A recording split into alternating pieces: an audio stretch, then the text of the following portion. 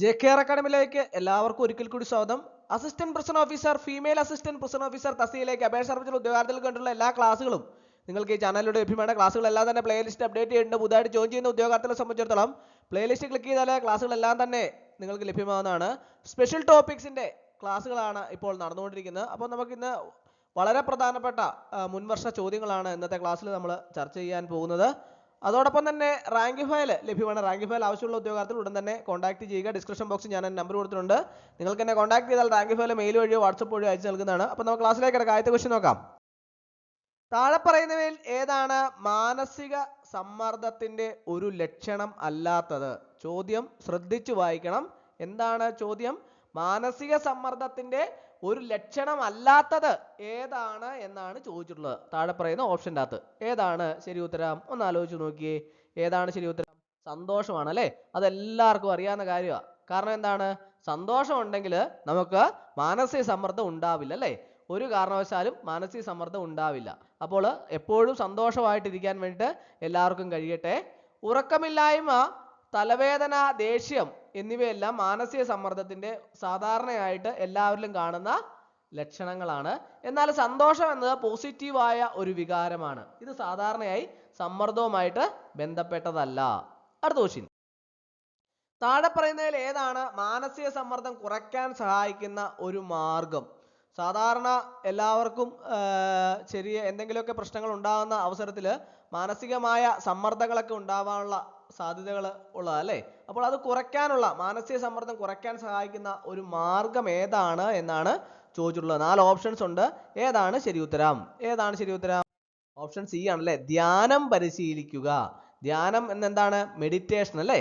ഈ മനസ്സിനെ ശാന്തമാക്കാനും ഏകാഗ്രത വർദ്ധിപ്പിക്കാനും ഇത് സഹായിക്കുന്നു. ഇത് സമ്മർദ്ദം കുറയ്ക്കാനായിട്ട് ഫലപ്രദമാണ്.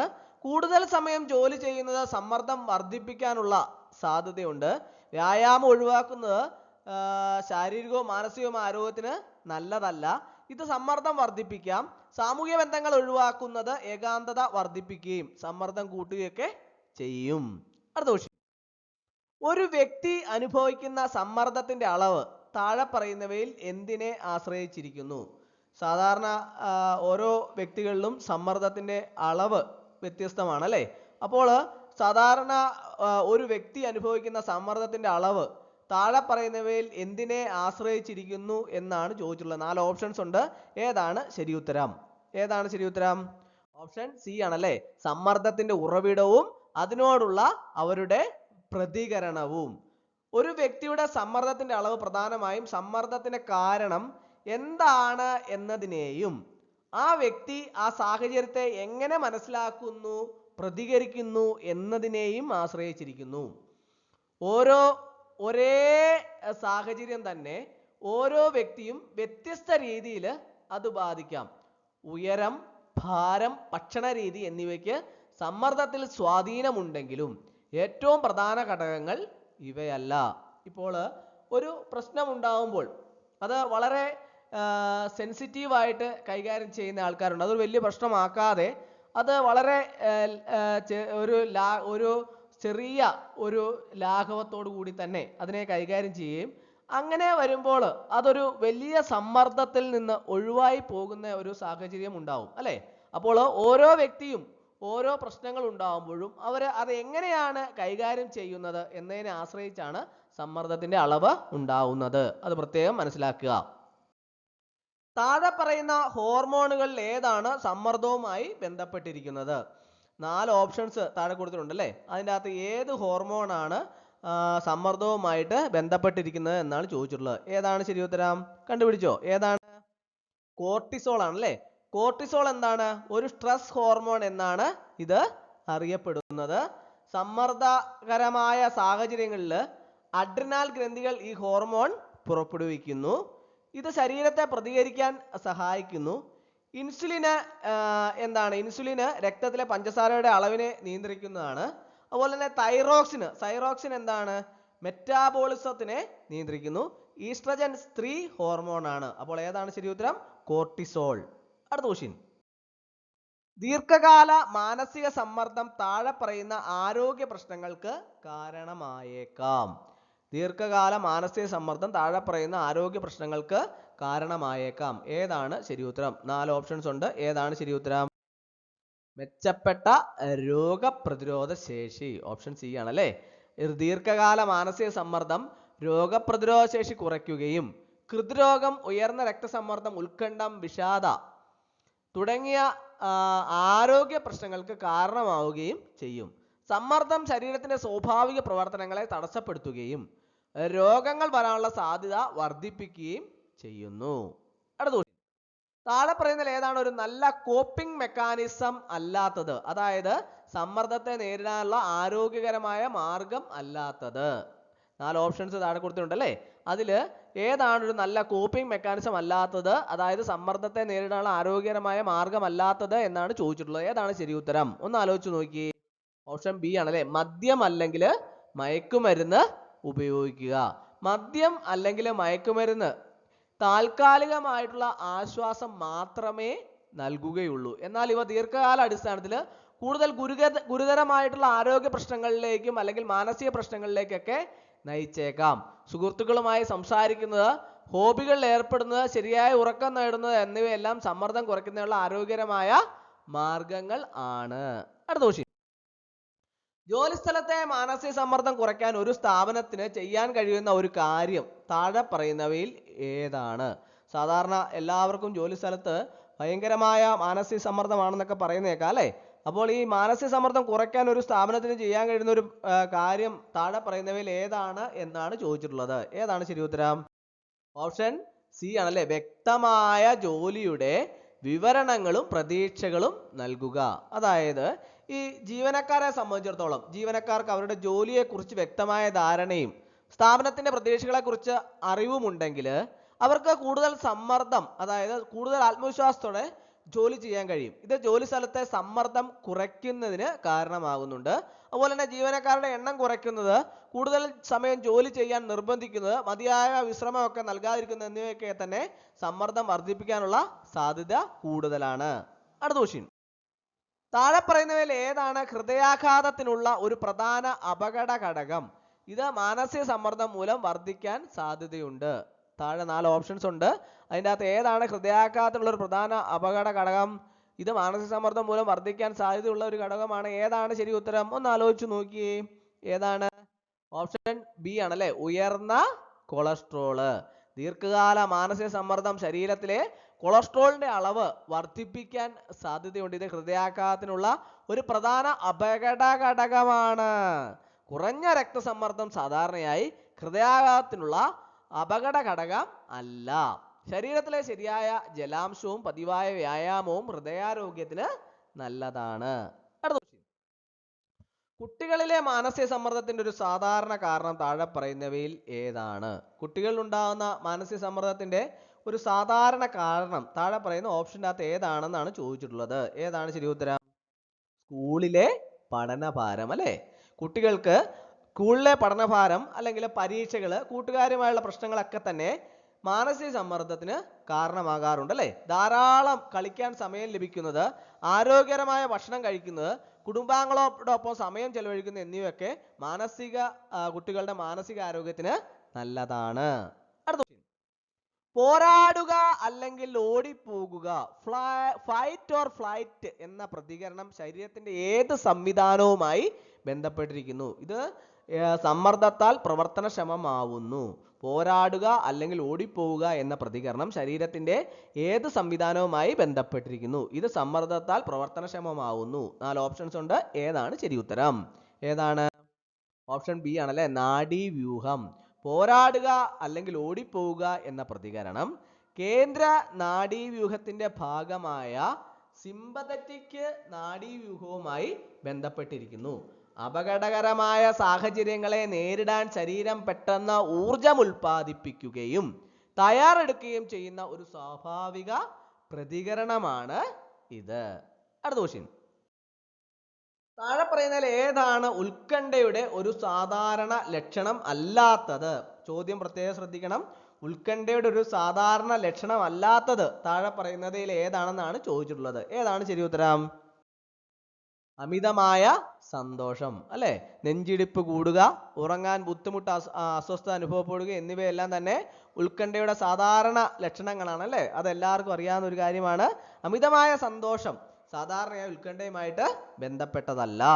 അടുത്ത ക്വസ്റ്റ്യൻ, താഴെ പറയുന്നതിൽ ഏതാണ് ഉത്കണ്ഠാ രോഗങ്ങൾക്ക് കാരണമാകാൻ സാധ്യതയുള്ള ഒരു ഘടകം?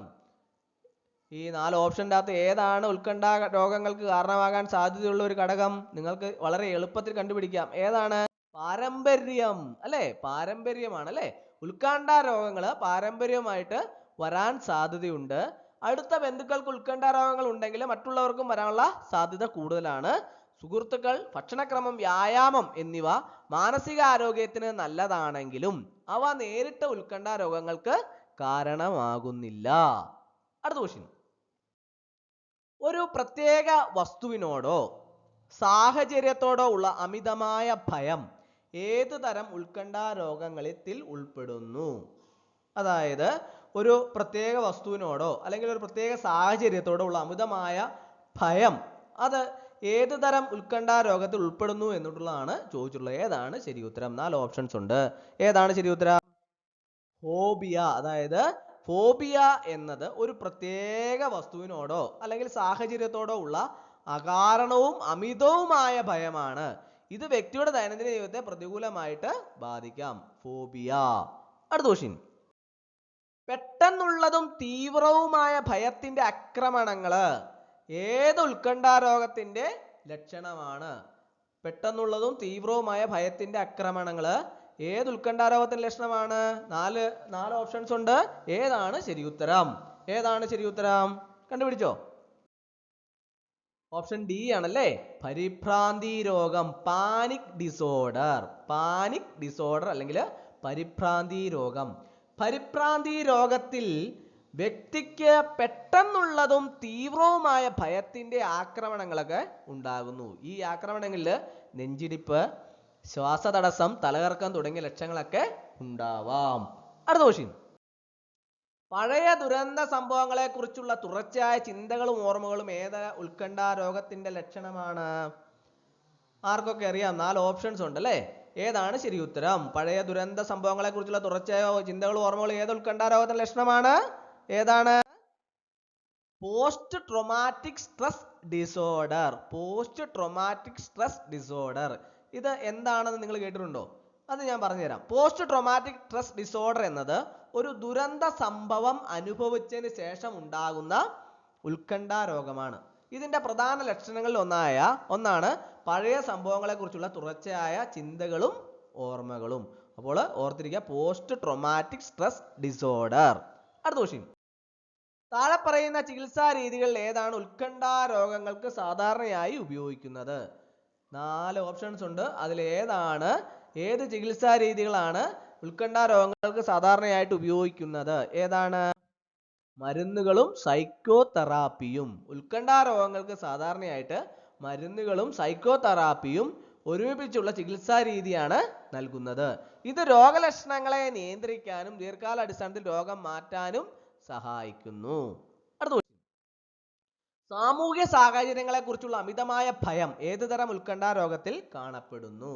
സാമൂഹ്യ സാഹചര്യത്തെ കുറിച്ചുള്ള അമിതമായ ഭയം ഏത് തരം ഉത്കണ്ഠാ രോഗത്തിൽ കാണപ്പെടുന്നു? 4 ഓപ്ഷൻസ് ഉണ്ട്. ഏതാണ് ശരി ഉത്തരം? ഏതാണ്? സാമൂഹിക ഉത്കണ്ഠാ രോഗം, സോഷ്യൽ ആങ്സൈറ്റി ഡിസോർഡർ. അതായത് ഈ സാമൂഹിക ഉത്കണ്ഠാ രോഗമുള്ള വ്യക്തികൾക്ക് മറ്റുള്ളവരുമായി ഇടപെടുന്നതിനോ പൊതുസ്ഥലങ്ങളിൽ പ്രത്യക്ഷപ്പെടുന്നതിനോ അമിതമായ ഭയവും ലജ്ജയും ഒക്കെ ഉണ്ടാകുന്നു. മറ്റുള്ളവരുടെ വിലയിരുത്തലുകളെ കുറിച്ചുള്ള ഭയമാണ് ഇതിന് കാരണം. അടുത്ത ക്വസ്റ്റ്യൻ, കാര്യമായ കാരണങ്ങളൊന്നുമില്ലാതെ നിരന്തരമായ ഉത്കണ്ഠയും വേവലാതിയും ഏത് ഉത്കണ്ഠാ രോഗത്തിന്റെ ലക്ഷണമാണ്? സാധാരണയായിട്ട് യാതൊരു കാര്യവുമില്ല, എന്നാൽ നിരന്തരമായ ഉത്കണ്ഠയും വേവലാതിയൊക്കെയാണ്. ഇത് ഏത് ഉത്കണ്ഠാ രോഗത്തിന്റെ ലക്ഷണമാണ് എന്നാണ് ചോദിച്ചിട്ടുള്ളത്. ഏതാണ് ശരി ഉത്തരം? 4 ഓപ്ഷൻസ് ഉണ്ട്. ഏതാണ്? പൊതുവായ ഉത്കണ്ഠാ രോഗം, ജനറലൈസ്ഡ് ആങ്സൈറ്റി ഡിസോർഡർ. പൊതുവായ ഉത്കണ്ഠാ രോഗമുള്ള വ്യക്തികൾക്ക് പ്രത്യേക കാരണമൊന്നും ആവശ്യമില്ല. അതില്ലാതെ തന്നെ മിക്കവാറും എല്ലാ കാര്യങ്ങളെക്കുറിച്ചും നിരന്തരമായ ഉത്കണ്ഠയും വേവലാതിയൊക്കെ ഉണ്ടാകുന്നു. അടുത്ത ക്വസ്റ്റ്യൻ, ചില പ്രത്യേക ചിന്തകൾ മനസ്സിലേക്ക് വീണ്ടും വീണ്ടും കടന്നു വരികയും അത് വലിയ അസ്വസ്ഥത ഉണ്ടാക്കുകയൊക്കെ ചെയ്യുന്നത് ഏത് ഉത്കണ്ഠ രോഗത്തിന്റെ ലക്ഷണമാണ്? ചില പ്രത്യേക ചിന്തകൾ മനസ്സിലേക്ക് വീണ്ടും വീണ്ടും വരികയും അത് വലിയ അസ്വസ്ഥത ഉണ്ടാക്കുകയും ചെയ്യുന്ന ഏത് ഉത്കണ്ഠ രോഗത്തിന്റെ ലക്ഷണമാണ്? 4 ഓപ്ഷൻസ് താഴെയുണ്ട്. ഏതാണ് ശരി ഉത്തരം? Obsessive compulsive disorder. Obsessive compulsive disorder എന്താണത്? ആവർത്തിച്ചുള്ളതും അനാവശ്യമായ ചിന്തകള് ഉണ്ടാക്കുകയും ആ ഉത്കണ്ഠ കുറയ്ക്കുന്നതിന് ചില പ്രത്യേക പ്രവർത്തികൾ ചെയ്യേണ്ടി വരികയും ചെയ്യുന്നു. അതാണ് ഒബ്സസീവ് കമ്പൾസീവ് ഡിസോർഡറിൽ വ്യക്തിക്ക് എന്താണ്? ആവർത്തിച്ചുള്ളതും അനാവശ്യവുമായ ചിന്തകൾ ഉണ്ടാവുകയും ആ ഉത്കണ്ഠ കുറയ്ക്കുന്നതിന് ചില പ്രത്യേക പ്രവർത്തികൾ ചെയ്യേണ്ടി വരികയും ചെയ്യുന്നു. അടുത്ത ക്വസ്റ്റ്യൻ. താഴെ പറയുന്ന ജീവിതശൈലി മാറ്റങ്ങളിൽ ഏതാണ് ഉത്കണ്ഠ കുറയ്ക്കാൻ സഹായിക്കുന്നത്? 4 ഓപ്ഷൻസ് താഴെ കൊടുത്തിട്ടുണ്ട്. അതിൽ ജീവിതശൈലി മാറ്റങ്ങൾ ഏതാണ് ഉത്കണ്ഠ കുറയ്ക്കാൻ സഹായിക്കുന്നത്? പതിവായി വ്യായാമം ചെയ്യുക. പതിവായി വ്യായാമം ചെയ്യുന്നത് മാനസികാവസ്ഥ മെച്ചപ്പെടുത്തുന്നതിനും സമ്മർദ്ദവും ഉത്കണ്ഠയും കുറയ്ക്കാനും സഹായിക്കും. കാപ്പി അധികം കുടിക്കുന്ന ഉത്കണ്ഠ വർദ്ധിപ്പിക്കാൻ സാധ്യതയുണ്ട്. പുകവലിയും ഉറക്കം ഒഴിവാക്കുന്നതും ആരോഗ്യത്തിന് ദോഷകരമാണ്. ഇത് ഉത്കണ്ഠ വർദ്ധിപ്പിക്കാം. അപ്പോൾ ഇന്നത്തെ ക്ലാസ് എല്ലാവർക്കും ഇഷ്ടമായെന്ന് വിചാരിക്കുന്നു. ഒരിക്കൽ കൂടി ഒന്ന് ഓർമ്മ നിർത്തട്ടെ. നന്ദി, നമസ്കാരം.